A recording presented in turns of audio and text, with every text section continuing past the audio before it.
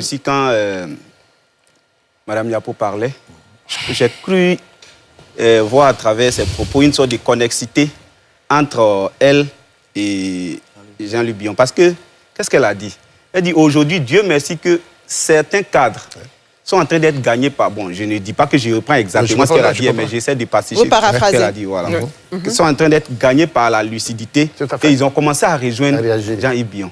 Mais ce discours-là, est-ce que, de façon sous-jacente, est-ce que ça ne cache pas une certaine connexité entre elle et M. Billon? Est-ce qu'on ne pourrait pas, au regard de ce discours-là, lire une sorte de soutien tacite ou même clairement exprimé en faveur de Jean-Luc Billon? Ça, c'est vraiment... Vous le dites depuis le début?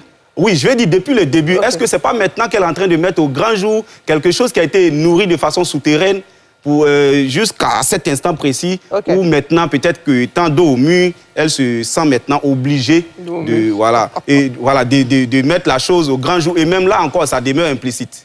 Alors, je ne pouvais pas accepter. Je me suis défendu. Pourquoi vous n'acceptez pas? Je ne doute pas de votre bonne foi. Votre bonne foi. En fait, tout à l'heure, quand elle parlait, moi, j'ai juste capté... Oui, on a bien compris ça. J'ai juste capté ce pan de phrase-là, où elle dit que Dieu merci, parmi les militants, il y en a qui ont été gagnés par la lucidité, qui aujourd'hui se sont rapprochés de Billon, de M. Billon. Donc, quand elle parle ainsi, quand elle parle ainsi, moi, c'est mon analyse personnelle et je pense que nombreux sont ceux qui vont penser ainsi. Est-ce à dire que le mouvement IRS là, est-ce à dire que ce mouvement-là travaille de façon souterraine pour M. Billon? Est-ce que vous faites partie